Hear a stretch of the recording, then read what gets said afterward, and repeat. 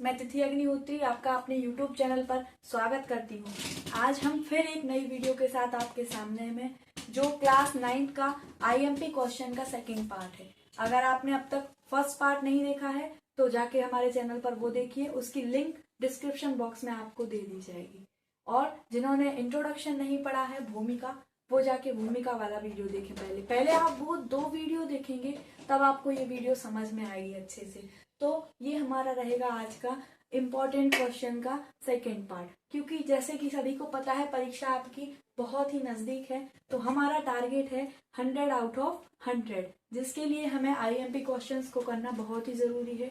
हम सबसे पहले नियम यही कहेगा कि हम IMP क्वेश्चंस को खत्म करें। उसके बाद हम जैसे ही हमारे IMP क्वेश्चन सारे चैप्टर्स के खत्म हो जाएंगे, हम एक दिन में एक सेट को लगाएंगे। जो ABCD सेट होते हैं उन सेट्स को तैयार करेंगे, साथ में अपने जितने भी इम्पोर्टेंट क्वेश्चंस के मेरे बनाए हुए सेट्स हैं उनको आपके सामने लेकर आएंगे।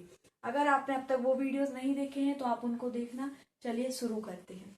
आज हम इस अध्याय में जितने भी इम्पोर्टेंट क्वेश्चंस जो अभी रह गए हैं उसका सेकेंड पार्ट हम आपके सामने लाए हैं। जो उसमें हम आज वर्गमूलों से संबंधित जितनी भी सर्व समीकरण हैं, जैसे कि सभी को पता है सर्व समीकरण क्या होती हैं।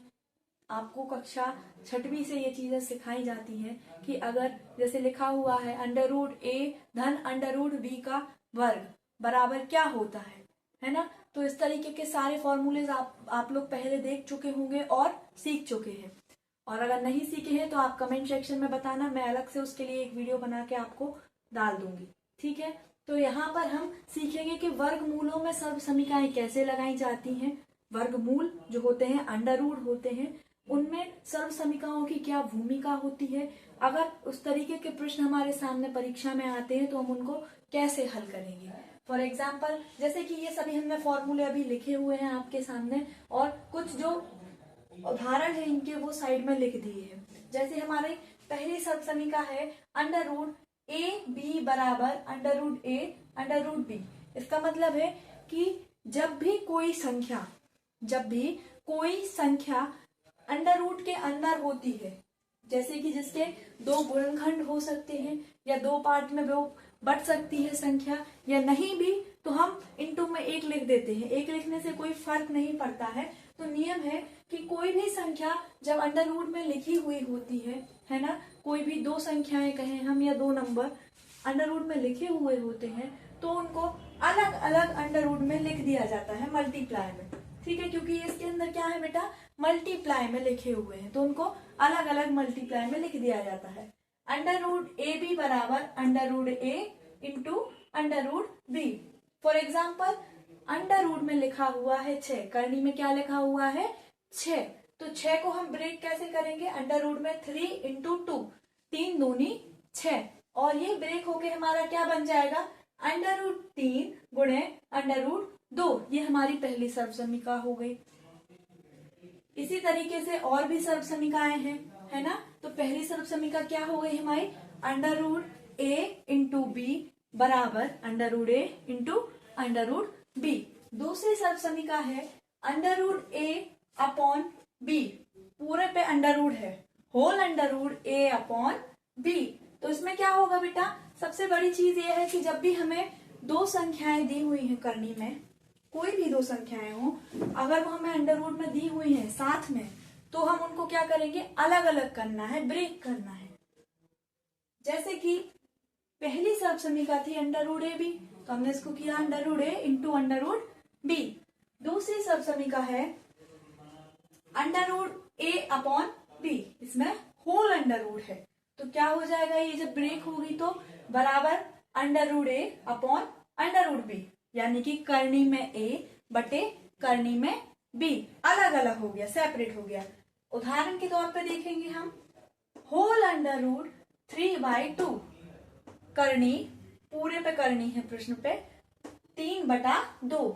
जब इसको हम अलग अलग करेंगे तो क्या हो जाएगा √3 बटा √2।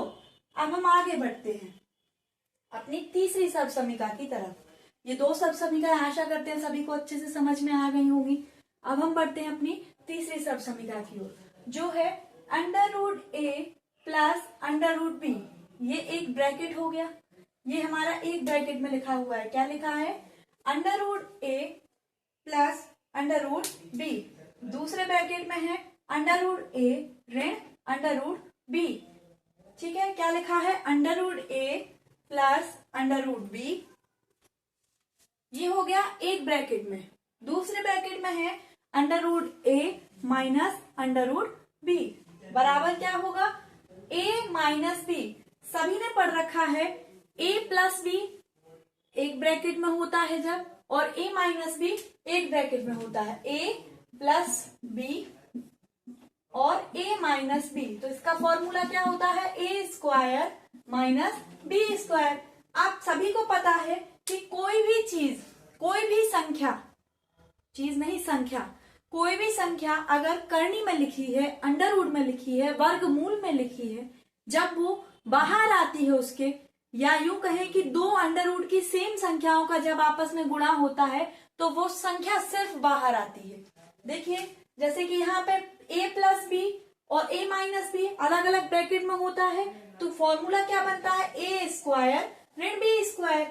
चूंकि यहाँ पर क्या है, अंडर रूट लगा हुआ है, साथ में अंडर रूट लगा हुआ है, तो हम क्या करेंगे, अंडर रूट का a इसका होल स्क्वायर अंडर रूट का b इसका होल स्क्वायर होगा, है ना। सूत्र जब बनेगा इसका तो इस तरीके से बनेगा। अब जब अंडर रूट ए स्क्वायर को ब्रेक किया जाता है, यानी कि दो अंडर रूट का आपस में गुणा किया जाता है सेम नंबर्स का, तो वो बन जाएंगे a ऋण b, और वही हमारा ये सूत्र बन गया है सर्वसमीका से रिलेटेड। ठीक है, उसके बाद चले हम, ये बन गया हमारा। उसका उदाहरण है अंडर रूट 5 धन अंडर रूट 3 और अंडर रूट 5 ऋण अंडर रूट 3। तो ये क्या हो जाएगा, अंडर रूट 5 का वर्ग ऋण अंडर रूट 3 का वर्ग। तो क्या हो जाएगा, अंडर रूट 5 का अंडर रूट 5 में गुणा होगा तो सिर्फ क्या आ जाएगा, बाहर 5 आएगा। सेम अंडर रूट 3 का अंडर रूट 3 में गुणा होगा तो बाहर क्या आएगा, 3 आएगा। तो 5 में से 3 जाएगा, क्या हुआ हमारा आंसर, 2 हो जाएगा। हमारा आंसर क्या होगा, 2 हो जाएगा। तो ये हमारी तीसरी सर्वसमीका हो गई, अंडर रूट ए धन अंडर रूट बी, दूसरे कोष्टक में अंडर रूट ए ऋण अंडर रूट बी बराबर a ऋण b। ये हमारी तीसरी सर्वसमीका थी। अगली सर्वसमीका पर चलते हैं हम। क्या लिखा है, a धन अंडर रूट बी और a ऋण अंडर रूट बी। अब यहाँ पर सिर्फ एक संख्या पर अंडर रूट लगा हुआ है, एक संख्या हमारी बिना अंडर रूट की है। तो फॉर्मूला हमें याद है, जिस संख्या पे अंडर रूट है उसका अंडर रूट वाली में गुणा करेंगे हम, जैसे ये फॉर्मूला हमने सीखा था। तो सूत्र क्या बन जाएगा, a स्क्वायर ऋण b। क्यों, क्योंकि यहाँ पर a पर हमारा अंडर रूट नहीं है। अगली सर्वसमीका है अंडर रूट a धन अंडर रूट b, फिर दूसरे कोष्टक में है अंडर रूट c धन अंडर रूट t। सभी को पता है, ये चीज सभी को पता होगी कि जब अलग अलग संख्याएं दो ब्रैकेट्स में दी जाती हैं, अगर सेम संख्याएं हैं तो उनका हम गुणा कर लेंगे, वो भी अंडर रूट में, है ना। कैसे अंडर रूट में गुणा करके ये संख्याएं हमने बना ली। अब यहाँ पर सब अलग अलग लिखा हुआ है a b c d, तो इनका क्या होगा, सेपरेट सेपरेट गुणा हो जाएगा। ये देखिए सेपरेट सेपरेट गुणा कर दिया, बस और कुछ नहीं किया, और ये हमारी एक वर्गमूलों से संबंधित सर्वसमीका बन गई। अगली सर्वसमीका है under root a plus under root b का होल वर्ग।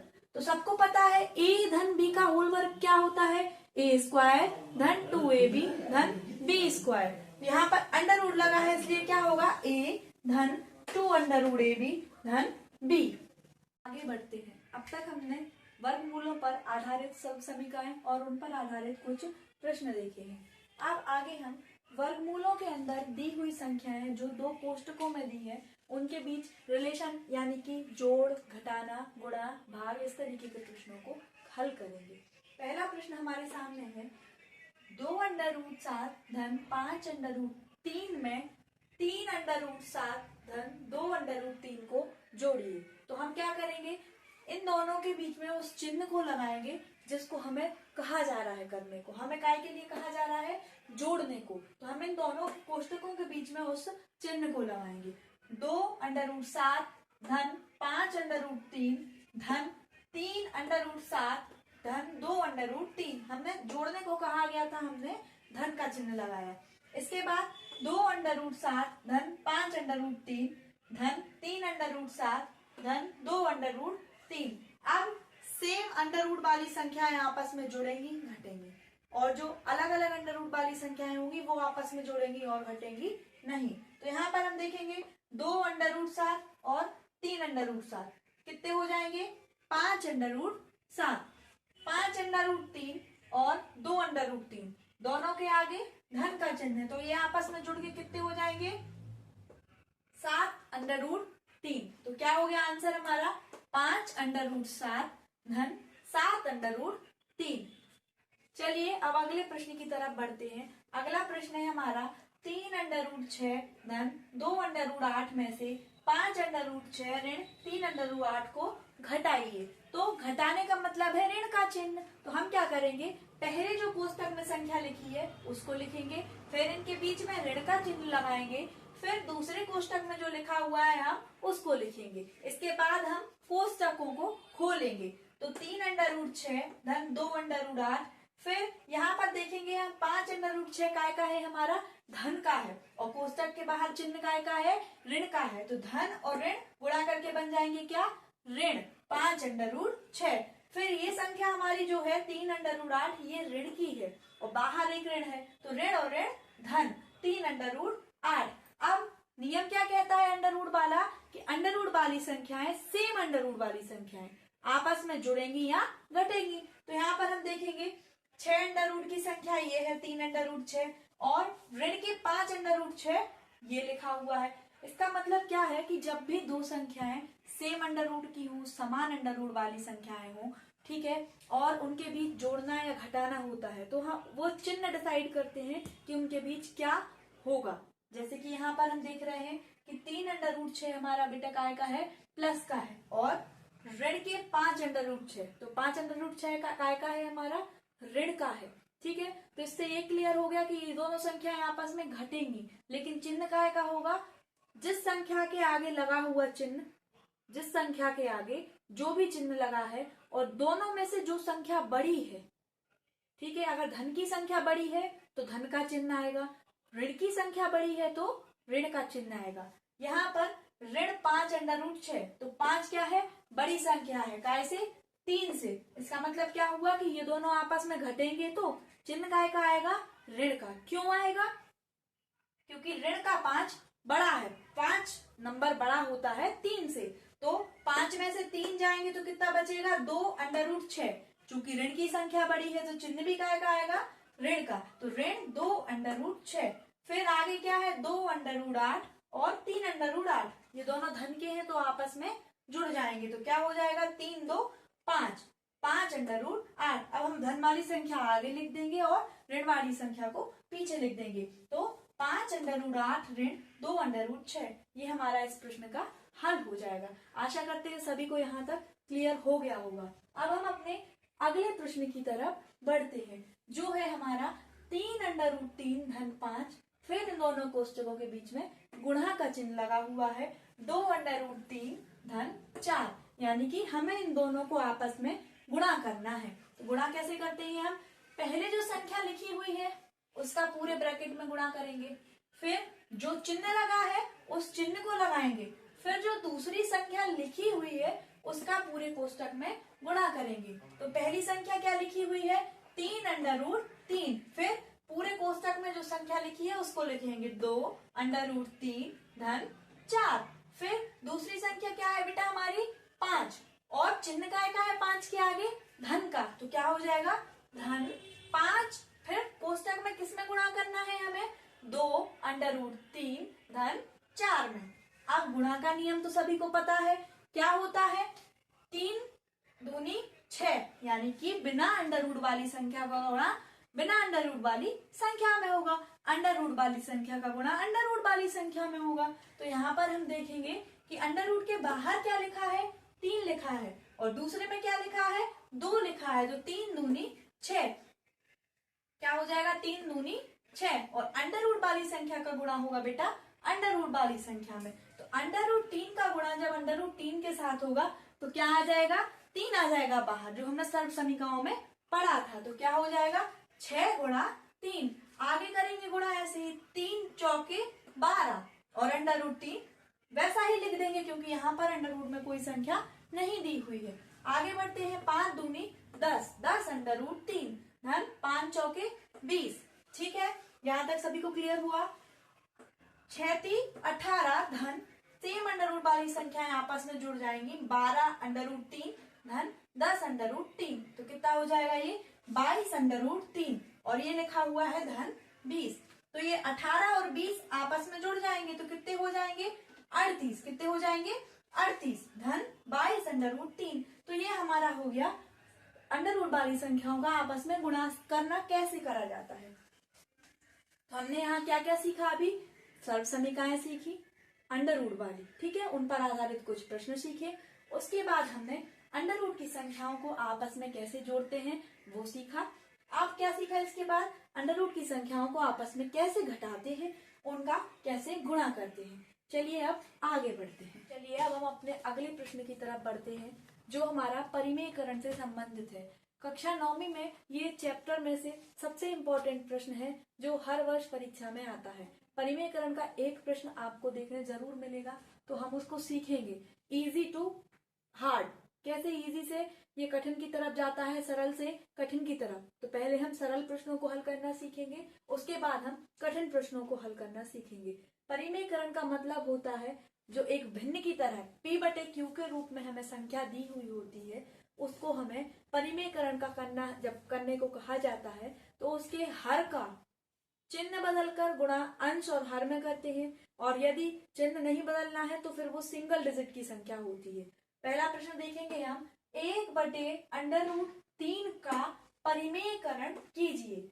तो इसमें हम क्या करेंगे, हमें क्या करना है 1/√3 का परिमेयकरण करना है। तो इसके लिए हम क्या करेंगे, 1/√3 के अंश और हर में √3 से गुणा करेंगे। इसके हर में जो लिखा है, जब आपको ऐसा सिंगल प्रश्न दिया जाए सिर्फ P/Q के रूप में और उसमें और कोई संख्या आगे नहीं है हर में, तो आप क्या करेंगे, जो चीज हर में लिखी है उसका अंश और हर दोनों में गुणा कर देंगे। तो यहाँ पर हर में हमें क्या दिख रहा है √3, तो √3 का गुणा इसके हर और अंश दोनों में हो जाएगा। तो कितना हो जाएगा 1/√3 गुणा √3/√3। ठीक है, सभी को यहाँ तक समझ में आया। अब क्या होगा, 1 गुणा √3 का गुणा 1 में होगा तो क्या आ जाएगा √3, और √3 और √3 इन दोनों का भी आपस में गुणा होगा। तो आपको पहले बताया था सर्व समीकरणों में कि √3 का जब सेम √ की संख्या का गुणा सेम √ की संख्या में होता है तो सिर्फ संख्या बाहर आ जाती है। तो √3 का गुणा जब √3 में होगा तो क्या आ जाएगा, बाहर सिर्फ 3 आ जाएगा। तो हमारा आंसर क्या हो जाएगा, क्या हो जाएगा आंसर √3/3। तो 1/√3 का परिमेयकरण क्या हो जाएगा √3/3। ठीक है, अब अगले प्रश्न पर पढ़ते हैं। अगला प्रश्न है 1/3 ऋण √2 का परिमेयकरण कीजिए। तो इसको करने के लिए भी सेम वही करेंगे कि हर में जो चीज लिखी है उसका अंश और हर में गुणा करना है ना। परिमेयकरण का मतलब यही होता है, लेकिन यहाँ पर हर में 2 डिजिट है, 3 भी है और √2 है जो काय का है, ऋण का है। तो इस तरीके के प्रश्नों में क्या करना है हमें कि हर में जो संख्या लिखी है उसका बीच का चिन्ह बदलकर अंश और हर में गुणा करना है। तो हम क्या करेंगे कि इसके अंश व हर में 3 धन 2 √2 का गुणा करने पर धन √2 का 3 धन √2 का, क्यों, क्योंकि यहाँ पर क्या है, ऋण है, तो क्या कर देंगे हम धन का गुणा करेंगे, और यदि धन होता तो ऋण का गुणा करते। तो क्या हो जाएगा 1/3 ऋण √2 गुणा 3 धन √2, यहाँ पर कोष्टक लगा देंगे, 3 धन √2 बटे 3 धन √2, क्यों, क्योंकि हमें अंश और हर दोनों में गुणा करना है। अब 1 का गुणा होगा तो वही की वही संख्या आ जाएगी, नीचे क्या होगा 3 ऋण √2, दूसरे कोष्टक में 3 धन √2। आपको ये सर्व समीकरण पढ़ाई गई है, a धन b a ऋण b बराबर a² ऋण b²। क्या हो जाएगा 3 धन √2, ठीक है, ऊपर का वैसा रहेगा, फिर नीचे क्या हो जाएगा a² यानी कि 3 का वर्ग ऋण बी स्क्वायर यानी कि अंडर रूट 2 का स्क्वायर। तो क्या हो जाएगा अंडर रूट 2 का स्क्वायर। तो क्या हो जाएगा ऊपर होगा 3 धन अंडर रूट 2 बटे 3 का वर्ग यानी कि 9 और अंडर रूट 2 का स्क्वायर क्या हो जाएगा अंडर रूट वाली संख्या का जब वर्ग होता है तो सिर्फ संख्या बाहर आती है। तो क्या हो जाएगा 2 बराबर 3 धन अंडर रूट 2 और 9 में से 2 जाएंगे तो क्या बचेगा 7। ये हमारे इसका परिमेयकरण का हल हो जाएगा। क्या होगा 3 धन अंडर रूट 2 बटा 7। और यहां से जिसको सर्वसमीका नहीं लगानी है, जैसे यहां से अगर किसी को सर्वसमीका याद नहीं है और वो हल नहीं कर पा रहा है तो फिर वो डायरेक्ट ब्रेक करके गुणा करेगा। पहले आपको इसके पहले प्रश्न कराए थे जो उनमें गुणा करना बताया था कि 2 ब्रैकेट में संख्याएं अंडर रूट में दी है तो उनका गुणा कैसे करना है, तो उस विधि से भी आप इसको यहाँ से हल कर सकते हैं। चलिए अब आगे बढ़ते हैं। अगला प्रश्न अब हम परिमेयकरण से जुड़ा हुआ देखते हैं। जैसे प्रश्न लिखा है 2 ऋण 2 करनी 3 बटा 5 धन 3 करनी 2। तो हमें क्या बताया था अभी आपको पहले इसके कि हर का चिन्ह बदलकर अंश और हर में हम गुणा करते हैं। ठीक है, तो ऊपर क्या अंश व हर में 5 ऋण 3 करनी 2 का गुणा करने पर 5 ऋण 3 करनी 2 का क्यों करेंगे, क्योंकि इसमें हर क्या दिया है 5 धन 3 करनी 2 है ना। तो इसका चिन्ह बदलेंगे तो धन की जगह काय का चिन्ह आएगा ऋण का चिन्ह आएगा और इसका अंश और हर में हम गुणा करेंगे तो क्या हो जाएगा 2 ऋण 2 करनी 3 बटे 5 धन 3 करनी 2 और 5 ऋण 3 करनी 2 बटा 5 ऋण 3 करनी 2। अंश और हर में हमने गुणा किया। अभी गुणा करने का नियम आपको इसके पहले हमने समझाया था कि अलग अलग सेपरेट गुणा हम करते हैं। ठीक है, तो जैसे ये 2 है तो पहले 2 को हम लिखेंगे बाहर कोष्टक के और फिर गुणा काय में करना हमें पूरे में इसमें। तो क्या लिख देंगे हम 5 ऋण 3 करनी 2, फिर ऋण के साथ चिन्ह सहित लेंगे ऋण 2 करनी 3 का गुणा आप काय में करेंगे हम फिर से 5 ऋण 3 करनी 2 में, फिर बटे में। इसके पहले जो प्रश्न बताया है उसमें हमने सूत्र से बता दिया था। कुछ लोग जिनको सूत्र याद ना रहे इसलिए हमने ये डायरेक्ट बताया है हल करके। तो कैसे करेंगे डायरेक्ट हल, हम 5 का गुणा करेंगे इस पूरे ब्रैकेट में फिर से 5 ऋण 3 करनी 2 धन 3 अंडर रूट 2 का गुणा काय में करेंगे हम 5 ऋण 3 अंडर रूट 2 में। ऊपर क्या हो जाएगा 5 दूनी 10 ऋण 3 दूनी 6 अंडर रूट 2, फिर ऋण चिन्ह के साथ ये ऋण का ये धन का तो काय का हो जाएगा ऋण का 5 दूनी 10 करनी 3, फिर ऋण और ऋण धन 3 दूनी 6 और 3 दूनी 6 करने की संख्या का गुणा करने की संख्या में, बिना करने की संख्या का गुणा बिना करने की संख्या में। ठीक है, फिर बटे पे चलते हैं। यहाँ पर आप सूत्र लगा सकते थे डायरेक्ट ए धन बी ए ऋण बी बराबर ए स्क्वायर ऋण बी स्क्वायर, तो आप इतने प्रोसेस से बच के सीधा डायरेक्ट इस स्टेप पे आ जाते। लेकिन कुछ लोग जिनको सूत्र याद नहीं रहता है तो उनके लिए हम ये प्रोसेस बता रहे हैं। क्या करेंगे आप सीधा गुणा करेंगे 5 25 ऋण 5 3 15 अंडर रूट 2, फिर यहाँ पे क्या हो जाएगा 5 15 अंडर रूट 2 और ऋण 9 दूनी 18। ठीक है, तो फिर यहाँ पे 15 अंडर रूट 2 ऋण का है ये धन का है, ये दोनों आपस में घट जाएंगे। कटते नहीं है बेटा, घटते हैं। क्यों, क्योंकि ये ऋण और धन की संख्याएं हैं जो आपस में घट के क्या हो जाती है 0। अगर आप कटने का बोल देते हैं कि ये जैसे कुछ लोग बोल देते हैं ऋण 15 अंडर रूट 2 धन का है ऋण का है, आपस में ये कट गए, कटने पे क्या हो जाता है 1 बच जाता है, लेकिन यहाँ पे आपस में घट रही है तो क्या हो जाता है ये दोनों हो गए 0। फिर हमारे पास क्या बच रहा है सिर्फ 25 और ऋण 18, तो अपन ने लिख लिया।